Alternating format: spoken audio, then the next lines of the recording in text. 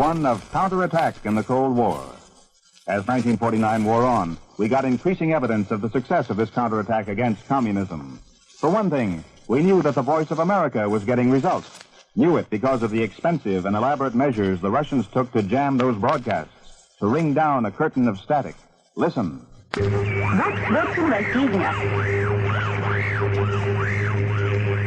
This is an actual broadcast by the Voice of America as monitored in Moscow.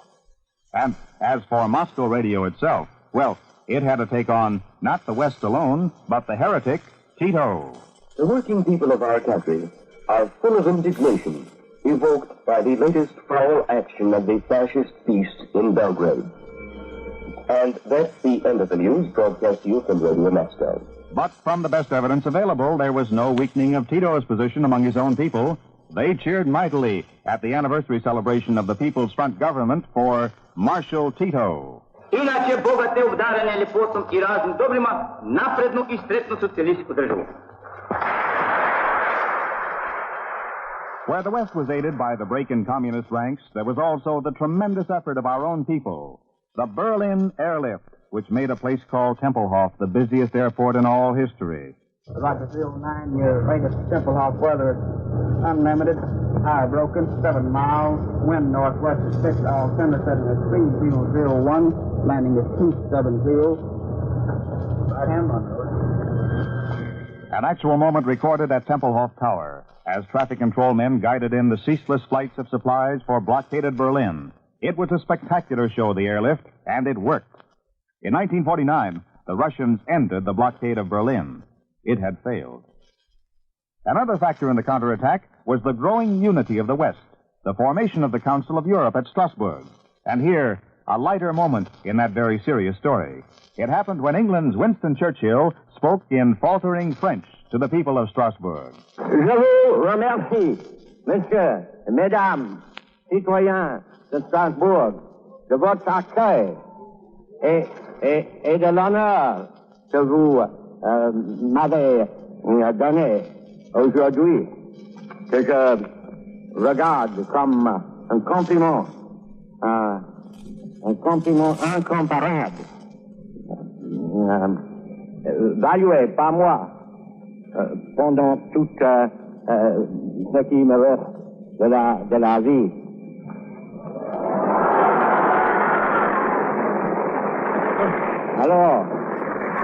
Alors, marchons, ensemble. Vive la France! The Atlantic Pact. The North Atlantic Security Alliance, as important a chapter in American and world history as the Monroe Doctrine. The delegates of the North Atlantic nations met in Washington to sign it. And hear these words from the President of the United States. In this treaty, we seek to establish freedom from aggression and from the use of force in the North Atlantic community. This is the area which has been at the heart of the last 2 world conflicts. To protect this area against war will be a long step toward permanent peace in the whole world. With ratification of the Atlantic Pact, there came a more difficult step for the administration. Now that there was a diplomatic alliance, Europe needed guns and money. The Secretary of State speaking. Any sign of weakness or irresolution on our part now would seriously jeopardize all the gains we have made so far toward the achievement of peace and security in the only kind of world in which we would want to live. But now was to come the time when the left wing of American politics became more articulate and louder in denouncing a policy that spent millions on arms, little for housing. This was the view of Henry Wallace. The administration's entire foreign policy is not a program to maintain peace, but to prepare for war. It is not a defensive program, but an aggressive and provocative program. No friend of the communists is socialist Norman Thomas, respected by many of less radical views for his forthright honesty. Norman Thomas, too, was certain that no good could come of this new armament program. I am as sure as I am that I sit here, that the generation of my children, and certainly of my grandchildren, will not escape a third world war if this armament race continues. But the power of the administration was great in Congress. The lawmakers voted guns for friendly nations abroad and echoed the sentiments of a top strategist of the last war, a top strategist now of the Cold War, Field Marshal Viscount Montgomery. Now, communism is a religion. It is anti-Christian, it is retrograde, it is immoral. And it is the duty of the Western democracies to ensure that this crisis through which the world is passing does not lead to the destruction of the civilization, the culture, and the standard of living which is our heritage. We were a nation divided this year when it came to the question of the guilt or innocence of a handful of fellow citizens, accused as communists, sometimes as spies. Still unsolved as 1949 ends is the riddle of whether this man lies. My name is Alger Hiss. My residence is at 22 East 8th Street, New York City. I am not and never have been a member of the Communist Party. Of all the spy cases, the communist investigations and trials, none had deeper meaning than the case of Alger Hiss, trusted official of the government with a brilliant record in diplomacy, and yet he stood accused of perjuring himself because he denied he committed espionage. The first trial was long, tangled, sometimes sordid. It resulted in no verdict. At year's end, a second trial was still in progress, considering again the story of a strange man named Whittaker Chambers. I am a man who grudgingly, reluctantly, step by step, is destroying himself so that this nation and the faith by which it lives may continue to exist. Then there's the case of former government girl Judith Copeland, already convicted on one count of a spy conspiracy, now being tried on another with the Russian Gorbachev. Perhaps hers is a tragedy of history, too, for Judy Copeland. The only thing that I can say, and that I've always said, is that I'm innocent.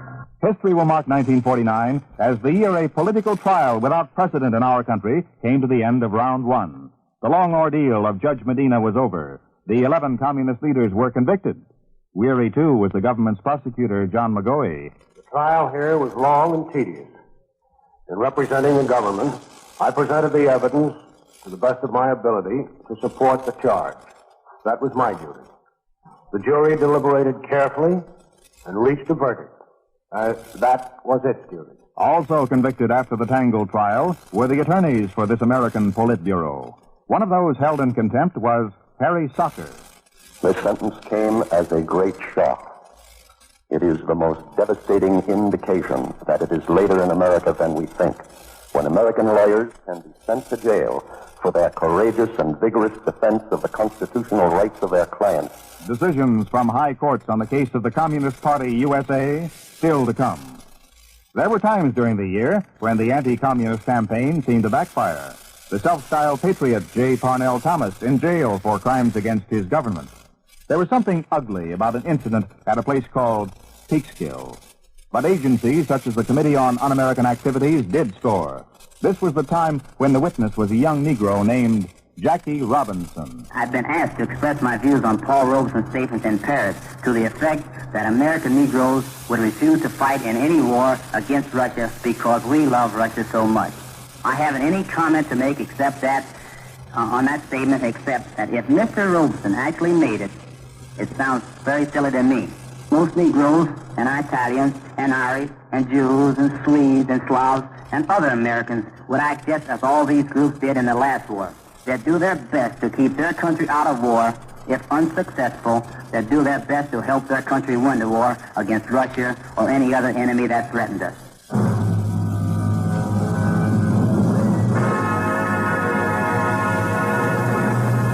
Still another worry for the American government in 1950, China. Reports have it that the first few days of this year will see Great Britain recognize the victorious communist government of China. And yet, there are many in responsible positions in our country urging even more aid for the remnants of Chiang Kai-shek's forces. Against this reasoning in the year gone by was the majority in Congress and such veteran lawmakers as the chairman of the Foreign Relations Committee, Senator Tom Conley. The United States has always been a friend to China. The committee is friendly to China. However, it must be borne in mind that we have already, within the recent past, given to China more than $2 billion. It must be remembered that Chiang Kai-shek, who is head of the national government, resigned as premier and as head of that government and repaired to Formosa. He took with him $300 million in gold bullion, the property of the nationalist government. The committee was not disposed to vote any money to be turned over to Chiang Kai-shek. But the State Department seemed to be steering a middle course. No more aid to Chung, yet a backhanded recognition of nationalist China's right to blockade communist seaports. Inevitable in 1950, a firm decision on policy for China. For the Labor government of Great Britain, this was the most trying of its 5 years in power. The austerity program Britons have imposed upon themselves since the war became even more rigid during the year now ending. Coming up early in 1950, new elections. Labor candidates were hard put to answer the questions of their constituents, but they tried, as did this Laborite up for office in a by-election in Bradford South. When are they going to cut down government expenditure? A lady says, when are we going to cut down government expenditure? I am sure the government will, as soon as possible, and as time goes on, attempt every step which will make for greater efficiency. The big fight is still to come. All of England is listening to the debate that pits the big guns of both parties against each other, as in this exchange between Labour's Emmanuel Chinwell and the Conservatives' Anthony Eden. It is for big business a desperate affair, because if the Tories should lose, as we expect they will see their power slipping away from them. And that is one thing they can't tolerate. It means that full employment must end, because big business must have a margin of unemployed that it can use in order to keep the workers in their place. Ladies and gentlemen, there's not a word of truth in there. No man in his senses in this country wants to see a return to mass unemployment. The people of Britain will decide in 1950. A new nation born in Europe this year amid many misgivings. There were those who feared the new Germany might someday look like the old. Out of the chaos that was Germany, divided by East and West, came a state with a new constitution, created in the old university city at Bonn. The military control that had been General Lucius Clay's passed into the hands of a hopeful High Commissioner for Germany. His name, John McCloy.